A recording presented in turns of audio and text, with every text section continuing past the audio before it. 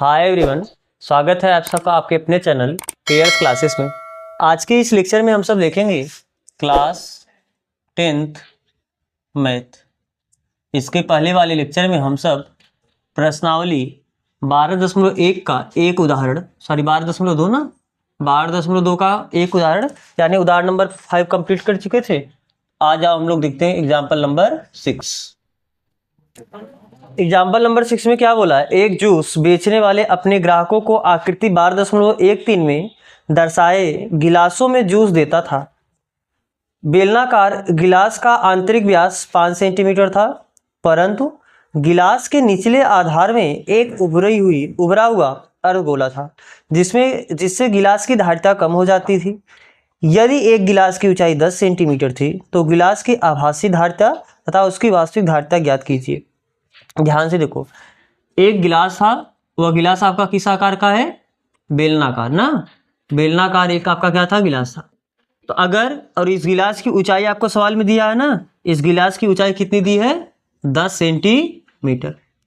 तो अगर आप इसमें कोई पानी जूस जो भी आप डालोगे तो पानी या जूस पूरा यहां से यहां तक ही पूरा इतना आएगा, बोलो। लेकिन इसमें क्या हुआ है कि नीचे एक अर्धगोला रखा हुआ है ना, इसके नीचे इस प्रकार से एक क्या है, अर्धगोला है। तो जब आप पानी डालोगे या कोई भी जूस डालोगे इसमें तो ये केवल यहीं तक रहेगा, इतना आपको नहीं रहेगा। दिखने के लिए आपको बाहर से दिखेगा कितना पूरा आएगा, तो जितना पूरा आना चाहिए वास्तव में उतना तो आएगा नहीं, आएगा केवल कहां से कहां तक, यहां से लेके सिर्फ इतने जगह में। तो वास्तव में केवल यहीं तक आएगा कि नहीं आएगा। तो ये जो वास्तव में जितना पानी, क्योंकि धारिता का मतलब क्या होता है, कोई भी चीज के अंदर जितना धार हो सकता है भाई उसकी क्या कहलाती है, धारिता। जैसे आप दूध मापने के लिए पैमाना देखते हो कि नहीं देखते हो, तो उसमें 1 लीटर का पैमाना होता है, 2 लीटर का पैमाना होता है। तो 1 लीटर 2 लीटर ये उसकी क्या होती है, धारिता।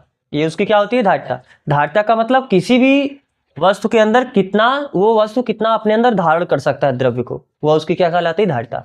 तो अब यहाँ पर हो सकता था जैसे मान लो 1 लीटर का होता तो इसके अंदर 1 लीटर द्रव आ सकता था, लेकिन अब क्या वास्तव में 1 लीटर द्रव आएगा, हो सकता है कि उसमें से 100 ml या 50 ml अब कम हो गया हो, तो वास्तव में उसकी धारिता अब 1 लीटर नहीं है, उसकी धारिता 1 लीटर में 50 ml कम कर दो उतनी उसकी धारिता है। तो वास्तव में जो उसकी धारिता है उसकी वास्तविक धारिता कहलाएगी। और आभासी धारिता का मतलब जितना आभास हो रहा है, बाहर से देखोगे आपको लगेगा पूरा आएगा, तो वह उसकी आभासी धारिता होगी, जो आपको बाहर से देखने में आभास हो रहा होगा। बात समझ में आ रहा है। तो आभासी और वास्तविक धारिता का मतलब, और इसके बारे में आपको दे दिया है कि ये इसका जो आंतरिक व्यास है, व्यास यानी यहां से यहां तक, ये कितना है, 5 सेंटीमीटर। और आपको पाई की वैल्यू कितना लेना है, 3.14। ठीक है, तो चलो सबसे पहले आप लिखो, दिया है बेलनाकार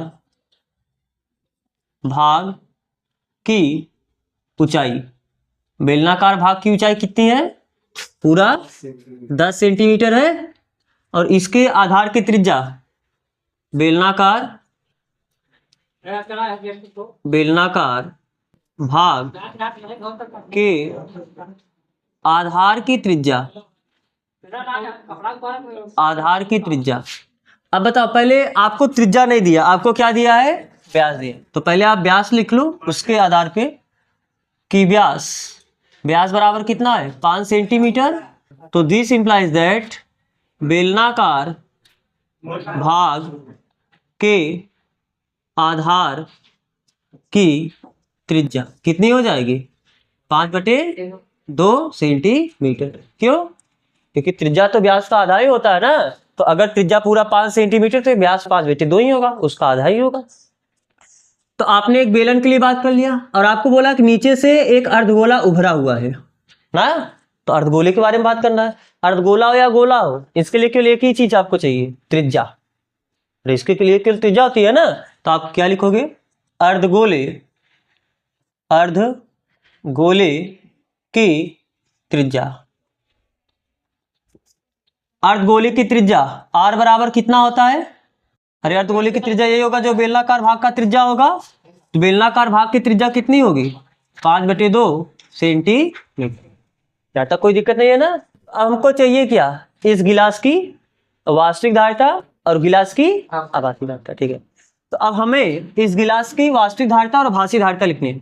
तो वास्तविक धारिता का मतलब वास्तव में आपको भी कल बताए थे हम इसके पहले वाले लेक्चर में कि किसी भी कोई चीज अगर अंदर से खोखला है तो उसके अंदर आप पानी भर सकते हो, उसके अंदर आप हवा आ सकता है।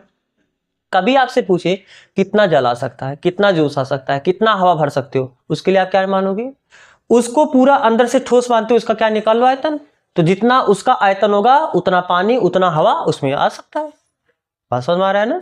जैसे अब यही गिलास है तो वास्तव में जब आप गिलास का आयतन निकालोगे, जैसे यही है ना, मान लो ये आपका गिलास है, तो जब आप गिलास का आयतन निकालोगे तो आयतन में केवल ये जो आपको चारों तरफ दिख रहा है बस वही होगा इस गिलास का वास्तव में आयतन। क्योंकि आयतन का मतलब क्या होता है? कोई भी चीज खुद कितना जगह घेरता है वो उसका आयतन कहलाता है। कोई भी चीज कितना जगह घेरता है वो उसका क्या कहलाता है? आयतन।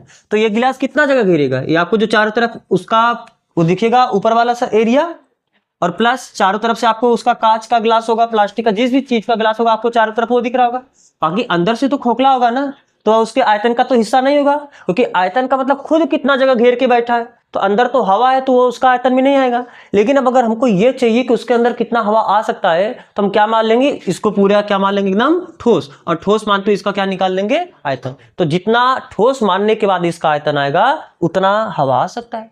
तो आप बोलोगे इतना तो एक्स्ट्रा, इतने जितने जगह में वो खुद है उतने जगह में हवा नहीं आएगा। तो जितने जगह में वो खुद है उसको हम लोग क्या मान लेते हैं? नगण्य। नगण्य यानी लगभग उपेक्षा कर देते हैं उसकी, उसको न के बराबर मान लेते हैं। बात समझ में आ रहा है ना? तो अब बताओ, अगर इसकी वास्तविक धारिता पूछेगा, वास्तविक धारिता का मतलब वास्तव में जितना पानी आ सकता है, तो हमको लग रहा है पूरा बेलन के आयतन के बराबर, लेकिन वास्तव में तो अर्धगोला नीचे से उभरा हुआ है ना। जब पानी डालोगे तो इसके ऊपर ही रहेगा, उसके नीचे तो नहीं जाएगा। यानी केवल अर्धगोला का इसमें आयतन क्या कर दो? घटा दो। बात समझ में आ रहा है ना? तो चलो क्या बताओगे? सबसे पहले हम इसकी आभासी धारिताएं बता देते हैं। गिलास की आभासी धारिता, आभासी धारिता कितनी होगी बताओ? गिलास की आभासी धारिता, आभासी का मतलब जितना आपको आभास हो रहा है, आभास होने का मतलब बाहर से देखने पे आपको कितना लग रहा होगा, पूरा बेलन के आयतन के बराबर। जो बेलन का पूरा केवल आपको यहां से यहां तक पूरा बेलन, क्योंकि आपको बाहर से तो ये नहीं दिख रहा होगा ना, बाहर से तो आपको ये पूरा जब पानी भर दोगे तो आपको लगेगा पूरा नीचे तक ये भरा हुआ है। देखो जब ये कांच का है और ऊपर से आप भर दोगे तो आपको लगेगा पूरा है ना। तो यानी वास्तव में आपको लग कितना रहा है? जो आपका भ्रम है, यानी जो आपको आभास हो रहा है, आभास हो रहा है आपको पूरे बेलन का आयतन। तो इसकी जो आभासी धारिता है वह बेलन के आयतन के बराबर होगा। बेलन का आयतन, बेलन का आयतन। और बेलन का आयतन कितना होता है? पाई आर स्क्वायर। सवाल बोल दिया पाई का वैल्यू 3.14 लेना है, तो कितना हो जाएगा? 3.14 गुणे रेडियस। रेडियस कितना है? 5/2 ना, यहाँ से देखो 5/2 का square into H. Height, height कितना है? 10 सेंटीमीटर। तो कितना हो जाएगा? 3.14 गुणे 5/4 गुणे 10। तो एक काम करो, आप 25 में 4 का भाग दो। जब 25 में 4 का भाग दोगे तो 4 छंग 24 बचा 1 0.0, 4 दूनी 8 बचा 2 0, 4 पच्चे 20, 6.25 आया 25 में 4 का भाग देने के बाद। इसमें भी 3.14 का गुणा भी करना, तो 6.25 में 3.14 का गुणा करोगे 5 चौक 20 की 0 हासिल लगा दो, 4 दूनी 8 2 10 की 0 हासिल लगा 1, 6 चौक 24 से 25। और जब 625 में 1 का गुणा करोगे 625 ही आ जाएगा।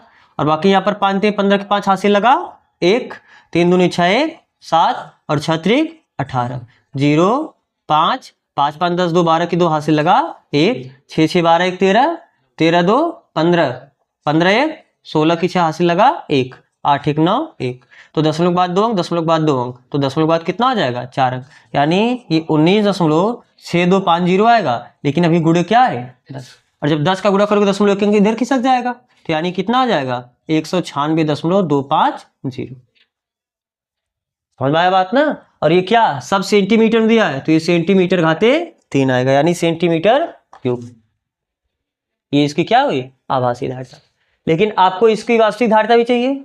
आभासी मतलब आपको लगेगा कि इतने आयतन में पानी आएगा, लेकिन वास्तव में इतने आयतन में पानी नहीं आ रहा है। नीचे से अर्धगोला उभरा हुआ है, नीचे से क्या हुआ है? अर्धगोला उभरा हुआ है। इतने जगह में तो पानी नहीं आ रहा होगा, या कोई भी जूस आप जो भरोगे वो नहीं आया होगा। तो यानी अब हमको क्या निकालनी है? इसकी आभासी धारिता। तो गिलास की वास्तविक धारिता, ये तो आभासी आपने निकाला ना, गिलास की वास्तविक धारिता। गिलास की वास्तविक धारिता क्या हो जाएगा? जो पूरा आभासी धारिता है, आभासी धारिता, आभासी धारिता में तो पूरा आ गया यहां से लेके पूरा यहां तक, उसमें से आप अर्धगोले का आयतन क्या करो, घटा दो, तो माइनस अर्धगोले का आयतन, अर्धगोले का आयतन। तो बताओ आभासी धारिता कितनी आई है? 196.250 माइनस अर्धगोले का आयतन। एक गोले का आयतन कितना होता है? 4/3 पाई आर क्यूब। अर्धगोले का आयतन 2/3 पाई आर क्यूब होता है कि नहीं होता है? तो यानी 2/3 गुणे पाई की वैल्यू कितना लेना है? 3.14 बोलो, और आर क्यूब यानी रेडियस, रेडियस कितना है? 5/2, तो यानी 5/2 का घाते 3। ये आपको सॉल्व करना। तो पहले आप इतना कॉपी करो, फिर इसके आगे हम लोग सॉल्व करें। चलो, तो आप इसे कॉपी कर चुके होंगे। तो ये सॉल्व करो, कितना आ जाएगा? 196.250 माइनस 2/3। हम इधर सॉल्व करके डायरेक्ट आंसर लिखते हैं ना, 2/3 गुणे 3.14 गुणे 5 का क्यूब यानी 5 गुणे 5 गुणे 5, और 2 का क्यूब यानी 2 गुणे 2 गुणे 2। 1 2 से तो 1 2 कैंसिल हो जाएगा, बोलो। फिर 3.14 बटे 5 पच्चे 25, 25 पच्चे 125 ना, 5 पच्चे 25, 25 पच्चे 125, और 2 दूनी 4, और 4 तिहाई, या एक काम करो 2 से भी काट दो ना, थोड़ा सरल और हो जाएगा, ठीक है। ये 2 से कटेगा, लास्ट में ये सम संख्या है ना 4 है, 2 से कटेगा, तो 2 1 के 2, तो 2 से काटोगे 2 1 के 2, बचा 1, 11, 2 पच्चे 10, फिर 1 बचा 14, 2 सते 14, तो यानी कितना आ जाएगा? 1.57 गुणे, अब 5 पच्चे 25, पच्चे 125 बटे 3 दूनी 6, 125 में 6 का भाग दे दो, और जो आएगा उसका गुणा कर देना। जब आप 125 में 6 का भाग दोगे, 6 दूनी 12, कैंसिल हुआ, बचा 5, 0 बढ़ाओगे, फिर 10 में बढ़ा के 0 बढ़ाओगे, 6 पच्चे 30, 6 से 6 48 ना, तो लगभग बचा 2, 10 है 0, 6 3 18, तो बस ये लगभग 20.83 ऐसा आता रहेगा।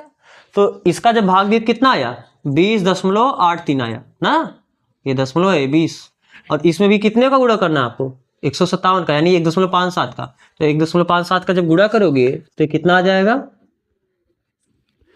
7 3 21 की 1 हासिल लगा दो, 8 7 56, 2 58 की 8 हासिल लगा 5, 5 7 दूनी 14 गुणे 5 3 15 की 5 हासिल लगा 1, 8 5 40, 40 1 41 की 1 हासिल लगा 4, 4 5 दूनी 10, और जब 1 का गुणा करोगे तो 20 83 ही आ जाएगा। तो कितना हुआ? 1 8 5 13, 5 1 6, 6 3 9, और 9 1 10 ना, अरे हासिल भी तो 1 है, 4 4 8, 8 8 16, 16 1 17, फिर 1 1 2 2 1 3, तो दशमलव के बाद 2 अंक, दशमलव के बाद 2 अंक, यानी दशमलव के बाद कितना आ जाएगा? 4 अंक, तो यानी कितना आ जाएगा? ये 32.703। ठीक है। तो बस अब आपको क्या करना है? ये घटा देना है। आप ऐसे ही किया करो, गुणा भाग अपना रफ में करके, अब इसका डायरेक्ट आंसर लिखोगे, अब बार बार हर स्टेप आपको कॉपी में नहीं दिखाना है। तो अब ये घटाओ, कितना आ जाएगा? 196.250, इसमें से आपको घटाना कितना? 32.7031। यहाँ पर नहीं, कुछ जीरो बढ़ा लो, तो कितना आ जाएगा? 9, 9 में से 3 घटाओगे 6, यहाँ पर कितना बचेगा? 4, यहाँ पर कितना बचेगा? 12 हो जाएगा, तो 7 5 12, फिर यहाँ पर 5 में से 2 घटाओगे 3 बचा, और 9 में से 3 घटाओगे 6, यानी 163, तो कितना आ जाएगा? 163.5469। ये किस में आएगा? Centimetre cube. क्यों?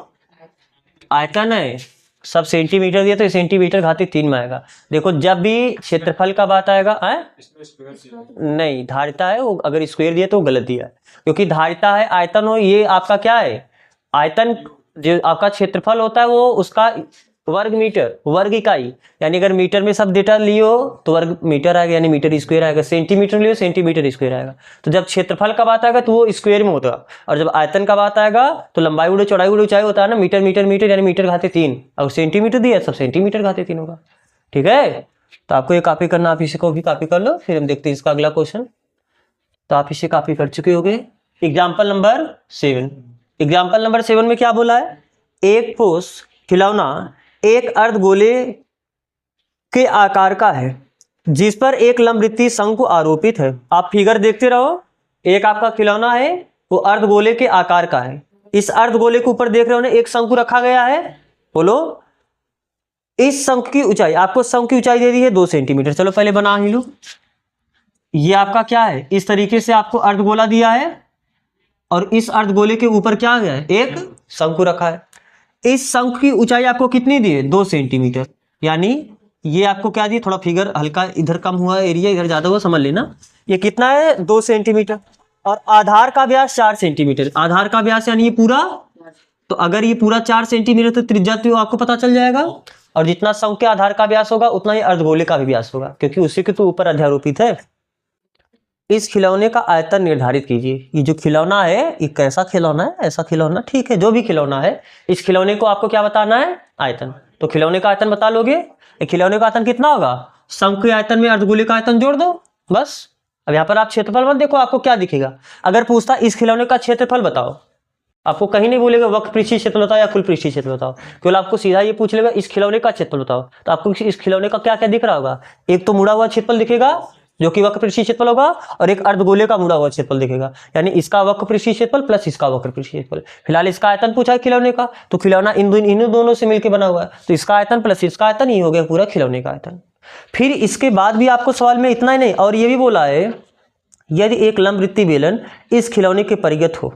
एक बेलन है, इस खिलौने के परिगत, परिगत मतलब इसके चारों तरफ। परिगत का मतलब समझते हो, जैसे आप परिगत वर्ड पढ़े हो, जैसे मान लो एक त्रिभुज है, इस त्रिभुज को परिगत, इस त्रिभुज के परिगत एक वृत्त है, यानी एक ऐसा वृत्त है जो त्रिभुज को हर साइड से क्या कर रहा है, कवर कर रहा है, टच करते हुए जा रहा है। तो अगर यहाँ पर इस खिलौने के परिगत बेलन है, उस बात का मतलब क्या है कि एक ऐसा बेलन होगा जो इस खिलौनों को जहां जहां से टच करना होगा वहां से टच करता हुआ जा रहा होगा। बात समझ में आ रहा है, यानी यहां से भी टच करेगा, फिर इधर से भी टच करेगा, और यहां से भी टच करेगा, यहां से भी टच करेगा, यानी कुछ आपका इस तरीके से। ये उसका सेंटर वहीं पर आ जाएगा ना, अरे ऊपर से वहां पर टच करा, ये अंदर से है ना, समझना इसको। और ये भी क्या हो जाएगा, कुछ आपका इस तरीके से ना। तो जो कि अब ध्यान से देखो, ये वाला जो पोर्शन है, ये वाला पोर्शन किधर होगा, अंदर होगा ना। ये वाला पोर्शन अंदर की तरफ होगा, पीछे की साइड होगा। और ये वाला भी जो पोर्शन है, ये वाला भी पोर्शन किधर होगा, ये भी पीछे की तरफ होगा। हम आपको सामने से केवल देखो, जब ऐसे बना होगा तो आपको केवल इतना दिखेगा, ये वाला तो पोर्शन पीछे चला जाएगा ना। तो सेम इसी चीज, इसी प्रकार आपका है। तो फिर पूछा क्या इसमें, तो बेलन और खिलौने के आयतनों का अंतर ज्ञात कीजिए। तो क्या अंतर निकालने में दिक्कत है, इस बेलन का पूरा आयतन निकाल लो, इस बेलन के आयतन में से खिलौने का आयतन घटा दो, वही उसका अंतर आ जाएगा। समझ आ रहा है ना। तो पहले आपको इस खिलौने का आयतन बताना है। तो पहले आओ, जो जो दिया है पहले आप वो सब कुछ लिखो। दिया है, दिया है, क्या दिया है, ये जो खिलौना बनाने में 2 चीज प्रयुक्त हो रहा है, एक शंकु और एक अर्धगोला। तो पहले शंकु लिख लीजिए, दिया है शंकु की ऊंचाई, शंकु की ऊंचाई h मान ले, ये कितना दिया है, 2 सेंटीमीटर, ठीक है। शंकु के आयतन निकालने के लिए और क्या चाहिए, शंकु का आयतन कितना होता है, 1/3 पाई r स्क्वायर h। ऊंचाई तो मिला है, रेडियस बताना है, तो आपको पूरा व्यास दिया तो रेडियस बता ही लोगे ना, ठीक है। शंकु के आधार का व्यास, शंकु के आधार का व्यास, शंकु के आधार का व्यास कितना दिया है, 4 सेंटीमीटर। तो त्रिज्या बताओ कितना होगा, त्रिज्या 2 सेंटीमीटर होगा ना, क्यों, क्योंकि त्रिज्या व्यास का आधा होता है, ठीक है। तो दिस इंप्लाइज दैट शंकु के आधार की त्रिज्या, शंकु के आधार की त्रिज्या कितनी हो जाएगी, 4/2 यानी 2 सेंटीमीटर। तो शंकु के लिए आपको जो जो चाहिए आपने वो डेटा लिख लिया। अब आपको किसके लिए बात करना है, अर्धगोले के लिए। तो अर्धगोले के लिए केवल हमको एक ही चीज चाहिए, त्रिज्या, चाहे उसका आयतन हो चाहे उसका क्षेत्रफल हो, आपको क्या चाहिए, केवल त्रिज्या। तो आप लिखो शंकु, सॉरी अब अर्धगोले की बात करना है। अर्धगोला की त्रिज्या, क्या जितना शंकु की त्रिज्या होगी वही तो अर्धगोले की भी त्रिज्या होगी, क्यों, क्योंकि जो शंकु है अर्धगोले पे ही तो अध्यारोपित है। तो ठीक है, इसकी त्रिज्या कितनी हो जाएगी, 2 सेंटीमीटर। तो हम इस खिलौने का आयतन निकाल सकते हैं, ठीक। क्योंकि खिलौने का आयतन, खिलौने का आयतन क्या क्या हो जाएगा बताओ, बताओ खिलौने का आयतन क्या क्या होगा, शंकु का आयतन प्लस अर्धगोले का आयतन प्लस अर्धगोले का आयतन। तो शंकु के आयतन का formula 1/3 pi r square h plus अर्धगोले का आयतन, पूरे गोले का आयतन 4/3, इसका 2/3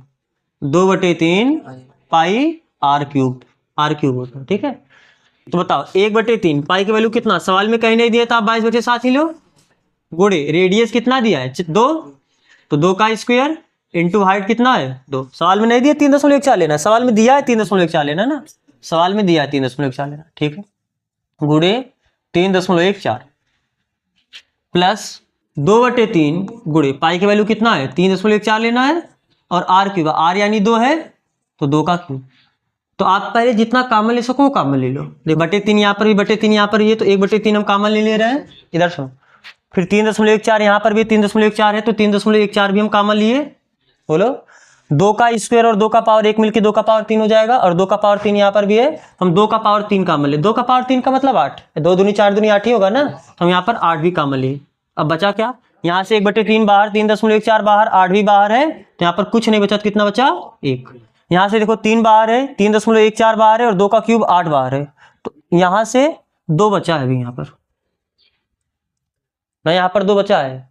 देखो 1/3 ही तो बाहर है, तो 2 तो नहीं बाहर है ना, तो ये 2 तो बचा रहेगा, क्योंकि 2 का 8 का मतलब 2 घाते 3 ही आपने बाहर लिया है ना, और 3 बाहर लिए 3.14, तो 2 तो बचा है पूरा भाई, और 2 और 1 मिलके कितना हो जाएगा 3, और ये 3 और ये 3 क्या हो जाएगा।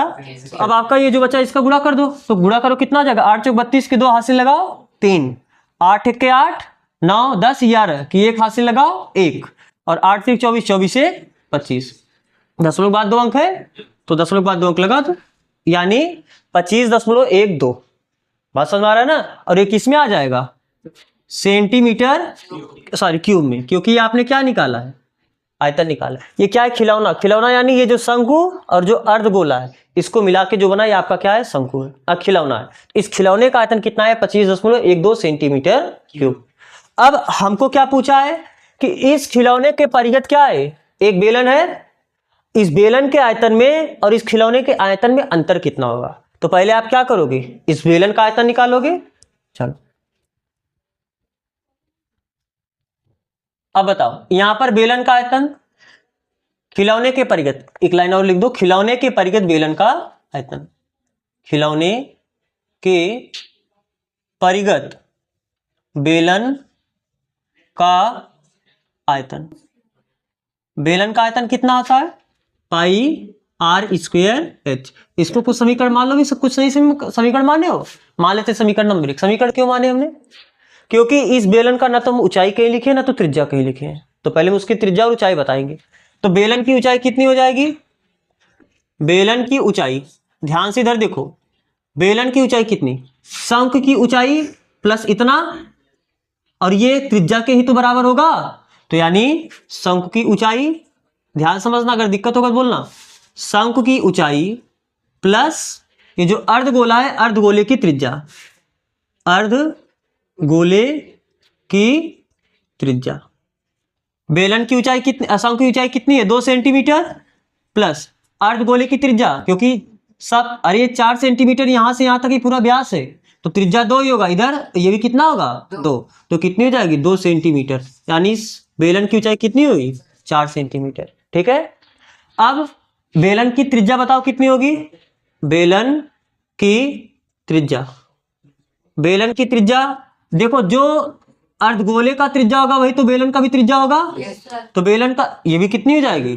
2 सेंटीमीटर। तो बस आप इसका आयतन बता सकते हो, तो समीकरण कितने से, समीकरण 1 से, समीकरण 1 से क्या हो जाएगा, बेलन का आयतन बताओ, समीकरण 1 से बेलन का आयतन, बेलन का आयतन कितना है, पाई आर स्क्वायर, पाई की वैल्यू 3.14, रेडियस कितना है 2, लेकिन इसका स्क्वायर यानी 2 गुणे 2, और इंटू ऊंचाई, ऊंचाई कितनी है, ऊंचाई भी तो 2, ऊंचाई सारी 4 है, ऊंचाई कितनी है, आप लिखा है ना, ऊंचाई कितनी आई है 4, तो 4 दूनी 8 दूनी 16, यानी 3.14 गुणे 16, तो जब 3 से 14 में आप 16 का गुणा करोगे, 6 चौक 24 की 4 हासिल लगा दो, 6 1 के 6 2 8, 6 3 18, और 3 से 14, तो 4, 8 4 12 की 2 हाथ से लगाए, 8 1 9 1 10, 3 1 4 1 5, लेकिन दशमलव के बाद 2 अंक है, दशमलव के बाद 2 अंक आप लगाओगे तो यानी कितना आ जाएगा 50.24। ये किसका आयतन आया?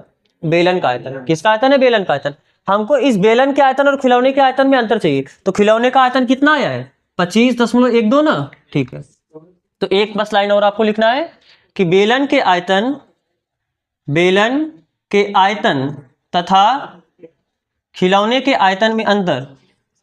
खिलौने यानी ये शंकु और प्लस ये अर्धगोला ना। खिलौने के आयतन में अंतर का मतलब उसके आयतन में इसका आयतन घटा दो। इसका आयतन कितना आया है 50.24, इसमें से आप घटाओगे 25.12, तो बताओ कितना आ जाएगा 25.12 ही तो आएगा। ये देखो उसका आधा ही तो है। जब 4 में से 2 घटाओगे 2 आएगा, 2 में से 1 घटाओगे 1 आएगा, और 50 में से 25 घटाओ 25 आएगा। 25.12 और सेंटीमीटर क्यूब। समझ में आ रहा है ना। तो इस प्रकार आपका पूरा एग्जाम्पल कंप्लीट हुआ। प्रश्नावली का क्वेश्चन हम लोग अगले लेक्चर में स्टार्ट करेंगे। फिर यहाँ तक जुड़ने के लिए आप सबका बहुत बहुत धन्यवाद।